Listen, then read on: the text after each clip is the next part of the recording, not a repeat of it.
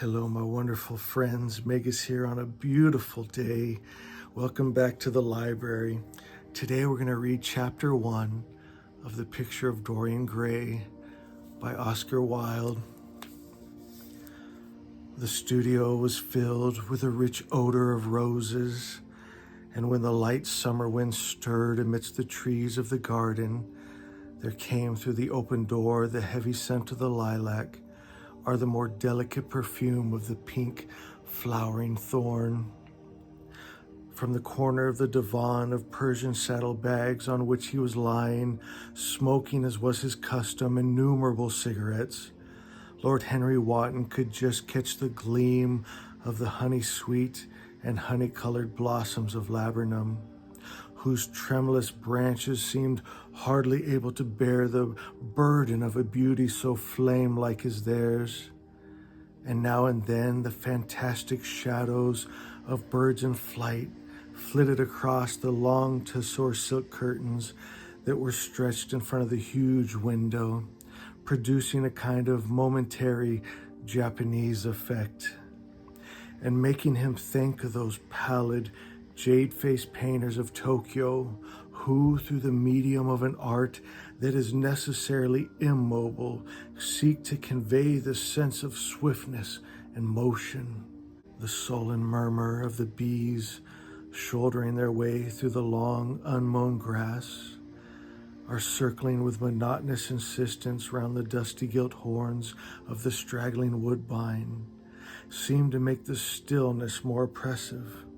The dim roar of London was like the burdened note of a distant organ, and in the center of the room, clamped to an upright easel, stood the full-length portrait of a young man of extraordinary personal beauty, and in front of it, some little distance away, was sitting the artist himself, Basil Hallward, whose sudden disappearance some years ago caused at the time such public excitement and gave rise to so many strange conjectures. And as the painter looked at the gracious and comely form he had so skillfully mirrored in his art, a smile of pleasure passed across his face and seemed about to linger there. But he suddenly started up and, closing his eyes, placed his fingers upon the lids as though he sought to imprison with his brain some curious dream from which he feared he might wake. "It is your best work, Basil, the best thing you have ever done," said Lord Henry languidly. "You must certainly send it next year to the Grosvenor. The Academy is too large and too vulgar. Whenever I have gone there, there have been either so many people that I have not been able to see the pictures, which was dreadful, or so many pictures that I have not been able to see the people, which was worse. The Grosvenor is really the only place." "I don't think I shall send it anywhere," he answered, tossing his head back in that odd way that used to make his friends laugh at him at Oxford. "No, I won't send it anywhere." Lord Henry elevated his eyebrows and looked at him in amazement through the thin blue wreaths of smoke that curled up in such fanciful whirls from his heavy opium-tainted cigarette. "Not send it anywhere, my dear fellow? Why? Have you any reason? What odd chaps you painters are. You do anything in the world to gain a reputation, and as soon as you have one, you seem to want to throw it away. It is silly of you, for there is only one thing in the world worse than being talked about, and that is not being talked about. A portrait like this would set you far above all the young men in England, and make the old men quite jealous, if old men are ever capable of any emotion." "Oh, I know you will laugh at me," he replied, "but I really can't exhibit it. I have put too much of myself into it."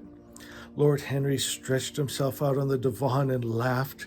"Yes, I knew you would, but it is quite true all the same. Too much of yourself in it. Upon my word, Basil, I didn't know you were so vain. I really can't see any resemblance between you. with your rugged, strong face and your coal black hair, and this young Adonis who looks as if he was made out of ivory and rose leaves.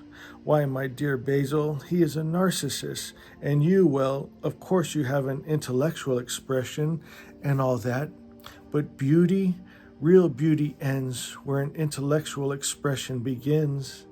Intellect is in itself a mode of exaggeration and destroys the harmony of any face. The moment one sits down to think, one becomes all nose, or all forehead, or something horrid. Look at the successful men in any of the learned professions. How perfectly hideous they are, except, of course, in the church. But then in the church they don't think. A bishop keeps on saying at the age of 80 what he was told to say when he was a boy of 18. And as a natural consequence, he always looks absolutely delightful. Your mysterious young friend, whose name you have never told me, but whose picture really fascinates me, never thinks. I feel quite sure of that. He is some brainless, beautiful creature who should be always here in winter when we have no flowers to look at, and always here in summer when we want something to chill our intelligence. Don't flatter yourself, Basil. You are not in the least like him. You don't understand me, Harry, answered the artist. Of course I'm not like him. I know that perfectly well. Indeed, I should be sorry to look like him. You shrug your shoulders. I am telling you the truth. There is a fatality about all physical and intellectual distinction, the sort of fatality that seems to dog through history the faltering steps of kings. It is better not to be different from one's fellows. The ugly and the stupid have the best of it in this world. They can sit at their ease and gape at the play. If they know nothing of victory, they are at least spared the knowledge of defeat. They live as we all should live, undisturbed, indifferent, and without disquiet. They never bring ruin upon others, nor ever receive it from alien hands. Your rank and wealth, Harry, my brains such as they are, my art, whatever it may be worth, Dorian Gray's good looks, we shall all suffer for what the gods have given us, suffer terribly. Dorian Gray, is that his name? Asked Lord Henry, walking across the studio towards Basil Hallward. Yes, that is his name. I didn't intend to tell it to you, but why not? Oh, I can't explain. When I like people immensely, I never tell their names to anyone. It's like surrendering a part of them. I have grown to love secrecy. It seems to be the one thing that can make modern life mysterious or marvelous to us. The commonest thing is delightful if one only hides it. When I leave town, I never tell my people where I'm going. If I did, I would lose all my pleasure. It is a silly habit, I dare say, but somehow it seems to bring a great deal of romance into one's life. I suppose you think me awfully foolish about it. Not at all, answered Lord Henry, not at all, my dear Basil. You seem to forget that I am married, and the one charm of marriage is that it makes a life of deception absolutely necessary for both parties. I never know where my wife is, and my wife never knows what I am doing. When we meet, and we do occasionally, when we dine out together or go down to the Duke's, we tell each other the most absurd stories with the most serious faces. My wife is very good at it, much better, in fact, than I am. She never gets confused over her dates, and I always do. But when she does find me out, she makes no row at all. I sometimes wish she would, but she merely laughs at me. Oh, I hate the way you talk about married life, Harry, said Basil Hallward, strolling towards the door that led into the garden. I believe that you are really a good husband, but you are thoroughly ashamed of your own virtues. You are an extraordinary fellow. You never say a moral thing, and you never do a wrong thing. Your cynicism is simply a prose. Being natural is simply a pose. And the most irritating pose I know, cried Henry, laughing, and the two young men went out into the garden together and ensconced themselves on a long bamboo seat that stood in the shade of a tall laurel bush, and the sunlight slipped over the polished leaves, and the grass white daisies were tremulous. After a pause, Lord Henry pulled out his watch. "I'm afraid I must be going, Basil," he murmured. "And before I go, I insist on you answering a question I put to you some time ago." "What is that?" said the painter, keeping his eyes fixed on the ground. "You know quite well." "I do not, Harry." "Well, I will tell you what it is. I want you to explain to me why you won't exhibit Dorian Gray's picture. I want the real reason." "I told you the real reason." "No, you didn't. You said it was because there was too much of yourself in it. Now that is childish." "Harry," said Basil, looking him straight in the face, "every portrait that is painted with feeling is a portrait of the artist, not the sitter. The sitter is merely the accident, the occasion. It is not he who is revealed by the painter. It is rather the painter who on the colored canvas reveals himself. The reason I will not exhibit this picture is that I'm afraid that I have shown it the very secret of my own soul." Lord Henry laughed. "And what is that?" he asked. "I will tell you." But an expression of perplexity came over his face. "I am all expectation, Basil," continued his companion, glancing at him. "Oh, there is really very little to tell, Harry," answered the painter, "and I'm afraid you will hardly understand it. Perhaps you will hardly believe it." Lord Henry smiled and, leaning down, plucked a pink-petaled daisy from the grass and examined it. "I am quite sure I shall understand it," he replied, gazing intently at the little golden white-feathered disc. "And as for believing things, I can believe anything provided that it is quite incredible." The wind shook some blossoms from the trees, and the heavy lilac blooms, with their clustering stars, moved to and fro in the languid air. A grasshopper began to chirrup by the wall, and like a blue thread, a long, thin dragonfly floated past on its brown gauze wings. Lord Henry felt as if he could hear Basil Hallward's heart beating, and wondered what was to come. "The story is simple," said the painter after some time. 2 months ago, I went to a crush at Lady Brandon's. You know, we poor artists have to show ourselves in society from time to time, just to remind the public that we are not savages. With an evening coat and a white tie, as you told me once, anybody, even a stockbroker, can gain a reputation for being civilized. Well, after I had been in the room about 10 minutes, talking to huge, overdressed dog-wagger and tedious academics, I suddenly became conscious that someone was looking at me. I turned halfway round and saw Dorian Gray for the first time. When our eyes met, I felt that I was growing pale. A curious sensation of terror came over me. I knew that I had come face to face with someone whose mere personality was so fascinating that if I allowed it to do so, it would absorb my whole nature, my whole soul, my very art itself. I did not want an external influence in my life. You know yourself, Harry, how independent I am by nature. I have always been my own master. Had at least always been so till I met Dorian Gray.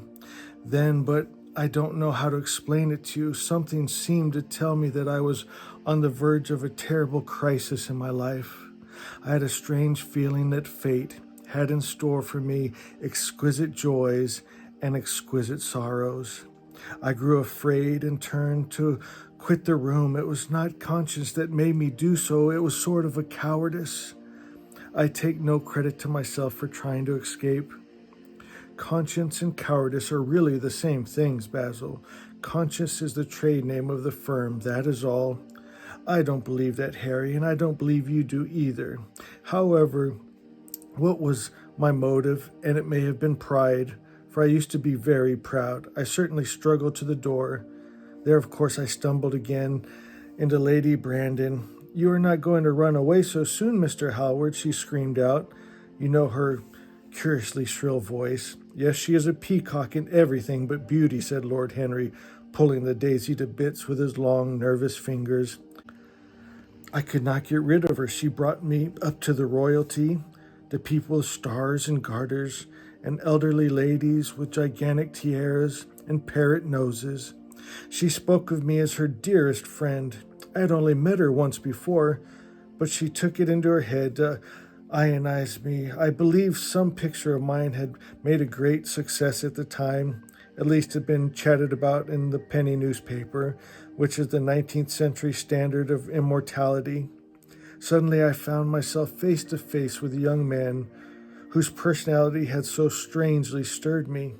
We were quite close, almost touching. Our eyes met again. It was reckless of me, but I asked Lady Brandon to introduce me to him. Perhaps it was not so reckless after all. It was simply inevitable.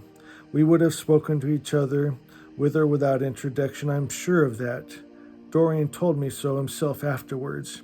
He too felt that we were destined to know each other. And how did Lady Brandon describe this wonderful young man? Asked his companion. I know she goes in for giving a rapid precise of all her guests. I remember her bringing me up to a truculent, red-faced old gentleman covered all over with orders and ribbons, and hissing into my ear in a tragic whisper, which must have been perfectly audible to everyone in the room, the most astounding details. I simply fled. I like to find out people for myself. But Lady Brandon treats her guests exactly as an auctioneer treats its goods. She either explains them entirely away or tells one everything about them except for what one wants to know. Poor Lady Brandon, you are too hard on her, Harry, said Hallward listlessly. My dear fellow, she tried to found a salon and only succeeded in opening a restaurant. How could I admire her? But tell me, what did she say about Mr. Dorian Gray? Oh, something like charming boy, poor dear mother and I absolutely inseparable. Quite forget what he does, afraid he doesn't do anything. Oh yes, plays the piano, or is it the violin? Dear Mr. Gray. Neither of us could help laughing, and we became friends at once. Laughter is not at all a bad beginning for a friendship, and it is far the best ending for one, said the young lord, plucking another daisy. Hallward shook his head. You don't understand what friendship is, Harry, he murmured, or what enmity is. You like everyone. That is to say, you are indifferent to everyone. How horribly unjust of you, cried Lord Henry, tilting his hat back and looking up the little clouds that, like raveled skeins of glossy white silk, were drifting across the hollowed turquoise of the summer sky. Yes, horribly unjust of you. I make a great difference between people. I choose my friends for their good looks, my acquaintances for their good character, and my enemies for their good intellects. A man cannot be too careful in the choice of his enemies. I have not got one who is a fool. They are all men of some intellect power, and consequently they all appreciate me. Is that very vain of me? I think it is rather vain. I should think it was, Harry, but according to your category, I must be merely an acquaintance. My dear old Basil, you are much more than an acquaintance, and much less than a friend. A sort of brother, I suppose. Oh, brothers, I don't care for brothers. My elder brother won't die, and my younger brothers seem to never do anything else. Oh, Harry, exclaimed Hallward, frowning, my dear fellow, I'm not quite serious, but I can't help detesting my relations. I suppose it comes from the fact that none of us can stand other people having the same faults as ourselves. I quite sympathize with the rage of the English democracy against what they call the vices of the upper orders. The masses feel that drunkenness, stupidity, and immorality should be their own special property, and that if any one of us makes an ass of himself, he is poaching on their preserves. When poor Southwark got into the divorce court, their indignation was quite magnificent, and yet I don't suppose that 10% live correctly. I don't agree with a single word that you have said, and what is more, Harry, I feel surely you don't either. Lord Henry stroked his pointed brown beard, tapped the toe of his patent leather boot with a tasseled ebony cane, How English you are, Basil. That is the second time you have made that observation. If one puts forward an idea to a true Englishman, always a rash thing to do, he never dreams of considering whether that idea is right or wrong. The only thing he considers of any importance is whether one believes it oneself. Now, the value of an idea has nothing whatsoever to do with the sincerity of the man who expresses it. Indeed, the probabilities are that the more insincere the man is, the more purely intellectual will the idea be. As in the case, it will not be colored by either his wants, his desires, or his prejudices. However, I don't propose to discuss politics, sociology, or metaphysics with you. I like persons better. And I like persons with no principles better than anything else in the world. Tell me more about Dorian Gray. How often do you see him? Every day. I couldn't be happy if I didn't see him every day. He is absolutely necessary to me. How extraordinary. I thought you would never care for anything but your art. He is all my art to me now, said the painter gravely. I sometimes think, Harry, that there are only two eras of importance in the world's history. The first is the appearance of a new medium for art, and the second is the appearance of a new personality for the art also. What the invention of oil painting was to the Venetians, was to the late Greek sculptor the face of Dorian Gray will someday be to me. It is not merely that I paint for him, draw from him, sketch from him. Of course I have done all that, but he is much more to me than a model or a sitter. I won't tell you that I am dissatisfied with what I have done of him, or that his beauty is such that art cannot express it. There is nothing that art cannot express, and I know that the work I have done since I met Dorian Gray is good work, is the best work of my life. But in some curious way, I wonder, will you understand me? His personality has suggested to me an entirely new manner in art, an entirely new model of style. I see things differently. I think of them differently. I can now recreate life in a way that was hidden from me before, a dream of form and days of thought. Who is it who says that? Oh, I forget, but it was Dorian Gray has been to me that, the mere visible presence of this lad, for he seems to be more than a lad, though he is really over 20, his merely visible presence. I wonder, can you realize all that that means? Unconsciously, he defines for me the lines of fresh school, a school that is to have in it all the passion of the romantic spirit, all the perfection of the spirit that is the Greek, the harmony of soul and body. How much that is. We in our madness have separated the two and have invented a realism that is vulgar, an ideality that is void. Harry, if you only knew what Dorian Gray is to me. You remember that landscape of mine, for which Agnew offered me such a huge price, but which I would not part with? It is one of the best things I've ever done. And why is it so? Because while I was painting it, Dorian Gray sat beside me. Some subtle influence passed from him to me, and for the first time in my life, I saw in the plain woodland the wonder I had always looked for and always missed. Basil, this is extraordinary. I must see Dorian Gray. And Hallward got up from the seat, walked up and down the garden, and after some time he came back. Harry, he said, Dorian Gray is to me simply a motive in art. You might see nothing in him. I see everything in him.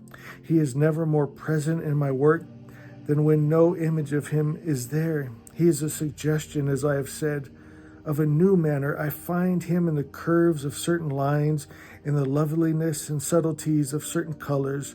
That is all. Then why won't you exhibit his portrait? Asked Lord Henry. Because without intending it, I have put into it some expression of all this curious artistic idolatry, of which, of course, I have never cared to speak to him.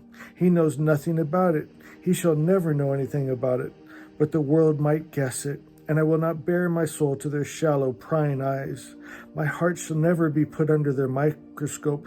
There is too much of myself in the thing, Harry, too much of myself. Poets are not scrupulous as you are. They know how useful passion is for publication. Nowadays, a broken heart will run many editions, and I hate them for it, cried Hallward. An artist should create beautiful things, but should put nothing of his own life into them. We live in an age where men treat art as if it was meant to be a form of autobiography. We have lost the abstract sense of beauty. Someday I will show the world what it is, and for that reason the world shall never see my portrait of Dorian Gray. I think you are wrong, Basil, but I won't argue with you. It is the only intellectual loss to ever argue. Tell me, is Dorian Gray very fond of you? The painter considered for a few moments. He likes me, he answered after a pause. I know he likes me, of course. I flatter him dreadfully. I find a strange pleasure in saying things to him that I know I shall be sorry for having said. As a rule, he is charming to me, and we sit in the studio and talk of 1,000 things. And now and then, however, he is horribly thoughtless and seems to take a real delight in giving me pain. Then I feel, Harry, that I have given away my whole soul to someone who treats me as if it were a flower to put in his coat, a bit of decoration to charm his vanity, an ornament for a summer's day. Days in summer, Basil, are apt to linger, murmured Lord Henry. Perhaps you will tire sooner than he will. It is a sad thing to think of, but there is no doubt that genius lasts longer than beauty. That accounts for the fact that we all take such pains to overeducate ourselves. In the wild struggle for existence, we want to have something that endures, and so we fill our minds with rubbish and facts in the silly hope of keeping our place. The thoroughly well-informed man, that is the modern ideal. In the mind of the thoroughly well-informed man is a dreadful thing. It is like a bric-a-brac shop, all monsters and dust, with everything priced above its proper value. I think you will tire first, all the same. Some day you'll look at your friend, and he will seem to you to be a little out of drawing, or you won't like his tone of color or something. You will bitterly reproach him in your own heart, and seriously think that he has behaved very badly to you. The next time he calls, you will be perfectly cold and indifferent. It will be a great pity, for it will alter you. What you have told me is quite a romance of art, one might call it, and the worst of having a romance of any kind is that it leaves one so unromantic. Harry, don't talk like that. As long as I live, the personality of Dorian Gray will dominate me. You can't feel what I feel. You change too often. Ah, my dear Basil, that is exactly why I can feel it. Those who are faithful know only the trivial side of love. It is the faithless who know love's tragedies. And Lord Henry struck out a light on a dainty silver case and began to smoke a cigarette with a self-conscious and satisfied air, as if he had summed up the world in a phrase. There was a rustle of chirping sparrows in the green lacquer leaves of the ivy, and the blue clouds' shadows chased themselves across the grass like swallows. How pleasant it was in the garden! How delightful other people's emotions were! Much more delightful than their ideas, it seemed to him. One's own soul and the passion of one's friends, those were the fascinating things in life. He pictured to himself with silent amusement the tedious luncheon that he had missed by staying so long with Basil Hallward. Had he gone to his aunt's house, he would have been sure to have met Lord Goodbody there, and the whole conversation would have been about feeding of the poor and the necessity for model lodging houses. Each class would have preached the importance of those virtues, for whose exercise there was no necessity in their own lives. The rich would have spoken on the value of thrift, and the idle grown eloquent over the dignity of labor. It was charming to have escaped all that. As he thought of his aunt, an idea seemed to strike him. He turned to Hallward and said, "My dear fellow, I have just remembered." "Remembered what, Harry?" "Where I heard the name Dorian Gray." "Where was it?" asked Hallward with a slight frown. "Oh, don't look so angry, Basil. It was my aunt, Lady Agatha. She told me she had discovered a wonderful young man who was going to help her in the East End, and that his name was Dorian Gray. I am bound to state that she never told me he was good-looking. Women have no appreciation of good looks. At least good women have not. She said that he was very earnest and had a beautiful nature. I at once pictured to myself a creature with spectacles and lank hair, horribly freckled, tramping about on huge feet. I wish I'd known it was your friend. I'm very glad you didn't, Harry. Why? I do not want you to meet him. You don't want me to meet him? No. Mr. Dorian Gray is in the studio, sir, said the butler, coming into the garden. You must introduce me now, cried Lord Henry, laughing. The painter turned to his servant, who stood blinking in the sunlight. Ask Mr. Gray to wait, Parker. I shall be in a few moments. The man bowed and went up the walk. Then he looked at Henry. Dorian Gray is my dearest friend, he said. He has a simple and beautiful nature. Your aunt was quite right in what she said of him. Don't spoil him. Do not try to influence him. Your influence would be bad. The world is wide and has many marvelous people in it. Don't take away from me the one person who gives to my art whatever charm it possesses. My life as an artist depends on him. Mind, Harry, I trust you. He spoke very slowly, and the words seemed wrung out of him, almost against his will. What nonsense you talk, said Lord Henry, smiling, and taking Hallward by the arm, he almost led him into the house.